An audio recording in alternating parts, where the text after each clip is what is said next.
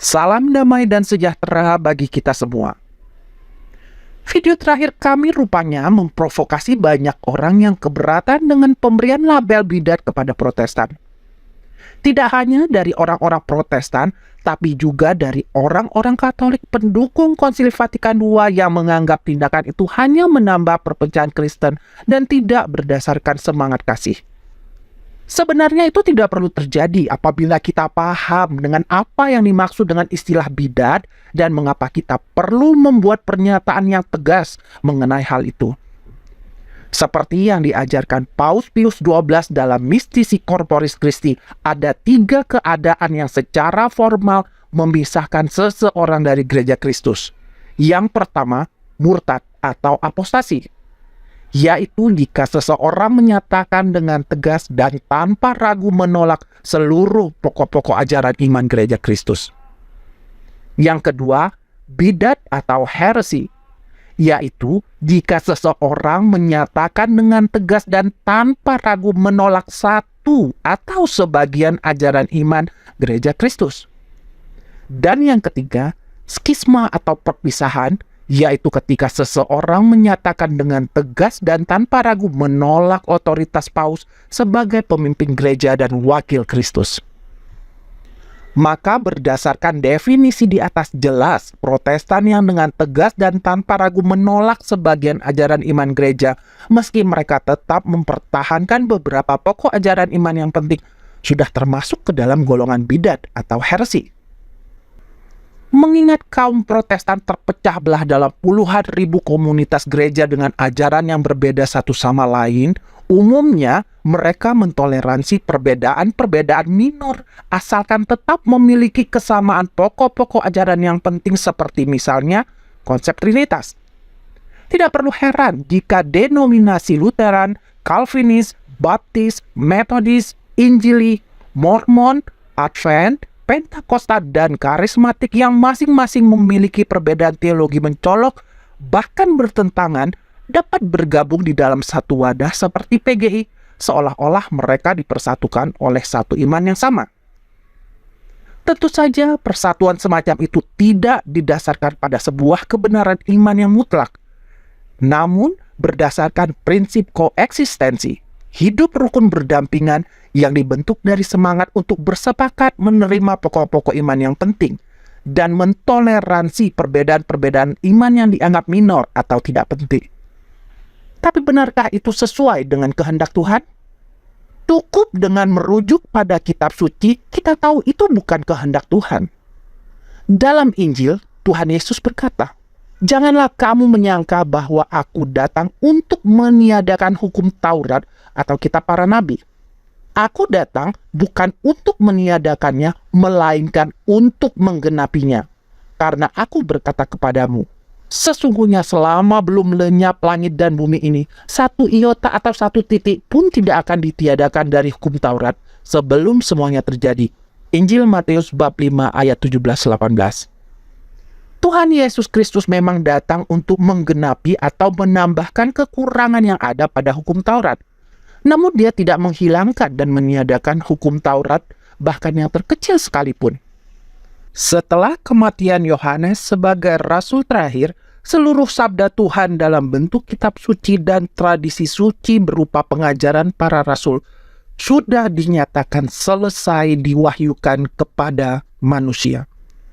Jika Tuhan tidak meniadakan hukum Taurat yang terkecil, logikanya tentu dia juga tidak ingin ada satu kata terkecil pun dari ajarannya ditiadakan. Lalu bagaimana dengan Roh Kudus yang diutus untuk mengajarkan segala sesuatu setelah Yesus naik ke surga?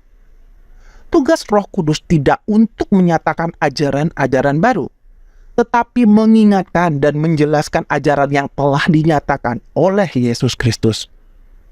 Tetapi penghibur, yaitu Roh Kudus, yang akan diutus oleh Bapa dalam namaku, dialah yang akan mengajarkan segala sesuatu kepadamu dan akan mengingatkan kamu akan semua yang telah kukatakan kepadamu. Yohanes 14 ayat 26. Dalam Allah Tritunggal hanya ada satu kebenaran. Maka Yesus tidak berkata-kata dari dirinya sendiri, tetapi mengajarkan apa yang diutus oleh Bapa. Demikian juga Roh Kudus tidak mengajarkan ajaran baru apapun selain apa yang sudah diajarkan dan dinyatakan oleh Yesus Kristus kepada para rasulnya. Maka mustahil Tuhan menghendaki adanya satu ajaran baru ditambahkan ke dalam deposit iman yang sudah tuntas diserahkan kepada para rasul, meski dengan dalih inspirasi Roh Kudus. Jadi kita harus berpegang pada prinsip penting ini. Tuhan tidak menghendaki adanya penambahan ajaran apapun ke dalam ajaran yang sudah diserahkannya kepada para rasul. Tidak satu iota pun. Sementara itu Rasul Yakobus juga mengatakan ini di dalam suratnya. Sebab barang siapa menuruti seluruh hukum itu, tetapi mengabaikan satu bagian daripadanya, ia bersalah terhadap seluruhnya. Surat Yakobus bab 2 ayat 10. Artinya, mereka yang mengabaikan satu bagian dari ajaran iman para rasul telah bersalah terhadap seluruh ajaran Kristus. Dengan demikian, menambahkan ajaran baru atau mengabaikan ajaran yang sudah diterima tidak dibenarkan. Itu sebabnya Rasul Paulus mengutuk keras siapapun yang mengajarkan Injil yang berbeda, yaitu ajaran iman yang berbeda, entah itu karena ditambah atau dikurangi dari apa yang telah diterima oleh para rasul. Galatia bab 1 ayat 8 dan 9. Jika kita memahami prinsip penting ini, maka dengan mudah dapat kita simpulkan bahwa semua denominasi Protestan yang tanpa kecuali membenarkan dan mentoleransi berbagai perbedaan dalam ajaran-ajaran mereka, sekalipun itu hanya perbedaan-perbedaan kecil atau minor, telah melawan kehendak Tuhan kita Yesus Kristus. Bahkan mereka semua sudah ada di bawah kutukan Rasul Paulus. Ini bukan persoalan sepele. Jika Protestan dimasukkan dalam kategori bidat atau heresi, bagaimana dengan gereja ortodoks?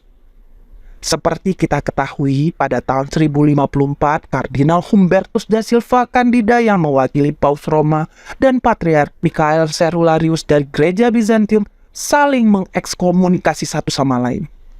Hal ini berakibat tragis, yaitu gereja-gereja ortodoks melakukan skisma dengan menolak kepemimpinan Paus Roma. Skisma tersebut sebenarnya hanyalah puncak dari berbagai konflik dari perbedaan doktrin yang telah lama ada di antara gereja barat dan timur. Selain masalah penambahan filioque yang menjadi pemicu utamanya, ada juga perbedaan lain. Misalnya, doktrin tentang purgatori atau api penyucian.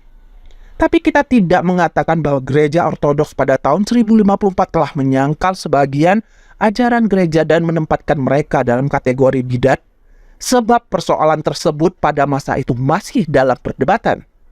Ini sama kasusnya dengan Santo Thomas Aquinas yang menolak pandangan bahwa Bunda Maria dikandung tanpa noda.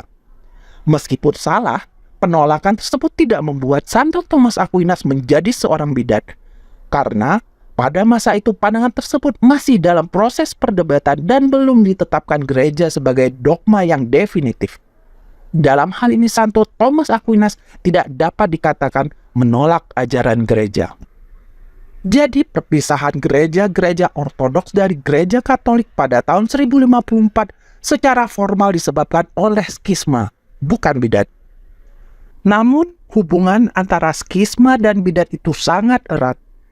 Ini seperti yang dikatakan oleh Santo Jerome atau Hieronymus ketika melawan kaum Luciferian. Tidak ada skisma yang tidak menghasilkan bidat, dan tidak ada bidat yang tidak menghasilkan skisma. Maka, skisma gereja ortodoks pada akhirnya membuat mereka terjatuh pada kategori bidat juga. Bagaimana itu bisa terjadi? Kita ambil contoh penolakan mereka terhadap filioque dan doktrin purgatori. Seperti yang tadi sudah disinggung, sebelum skisma, persoalan itu masih dalam perdebatan, sehingga penolakannya tidak dapat dikategorikan bidat.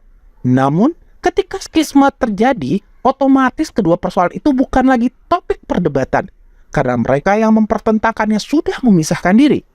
Keduanya menjadi ajaran yang definitif dari gereja Kristus. Maka penolakan gereja-gereja ortodoks terhadap filioque dan doktrin purgatori langsung naik statusnya menjadi bidat. Begitu juga dengan doktrin tentang primat paus. Sebelum skisma, gereja-gereja timur yang kelak menjadi gereja-gereja ortodoks secara formal masih mengakui primat paus. Tapi setelah skisma, mereka menolak kepemimpinan paus. Mereka tahu ini sebuah masalah besar. Maka untuk membenarkan posisi mereka, mulailah gereja-gereja ortodoks mengembangkan gagasan sesat bahwa primat paus itu sebenarnya bukan pengajaran para rasul dan bapak-bapak gereja. Ini membuat mereka akhirnya jatuh dalam posisi bidat. Belum lagi dalam perkembangan selanjutnya mereka menerima ajaran sesat Palamisme yang mengajarkan Allah Tritunggal tidak hanya satu esensi ilahi dengan 3 pribadi ilahi yang tak tercipta, tapi juga ada tambahan konsep lain, yaitu satu energi ilahi yang tak tercipta. Rumusan tersebut jelas sebuah inovasi baru yang tidak dikenal di zaman para rasul. Sungguh ironis, gereja ortodoks yang sesuai namanya mengaku mengikuti ajaran iman para rasul dengan murni. Namun justru mereka lah yang mengubah konsep penting ajaran Trinitas berabad-abad setelah ajaran tersebut ditetapkan secara formal dalam Konsili Nicea. Lalu gereja ortodoks juga akhirnya membenarkan perceraian yang jelas-jelas bertentangan dengan ajaran iman para rasul. Itu semua membuat gereja ortodoks semakin menegaskan posisinya yang sudah berada dalam kategori bidat. Artinya, gereja ortodoks pun jatuh dalam posisi yang sama dengan Protestan, yaitu melawan kehendak Tuhan dan mereka ada dalam kutukan Rasul Paulus. Tapi seperti yang sudah kami sampaikan dalam video sebelumnya, gereja Katolik pun punya masalah besar, bahkan jauh lebih besar daripada masalah yang ada pada gereja ortodoks dan denominasi-denominasi Protestan. Gereja Katolik ibarat benteng pertahanan terakhir dari kerajaan Allah yang dalam peperangan pasti mendapat gempuran terberat dalam skala penuh demi untuk menaklukkannya. Seperti tertangkapnya Tuhan Yesus sebagai awal dari penderitaan Kalvari hanya dimungkinkan karena pengkhianatan Yudas. Demikian juga kejatuhan sang mempelai Kristus ke dalam sengsara Kalvarinya juga dimungkinkan karena pengkhianatan dari dalam. Itulah Konsili Vatikan II yang terbukti mengajarkan dan menghasilkan banyak hal baru yang tidak sejalan dengan ajaran iman para rasul. Karena Roh Kudus mustahil mengajarkan hal-hal baru, maka kita punya kepastian bahwa konsili tersebut sama sekali bukan karya Roh Kudus.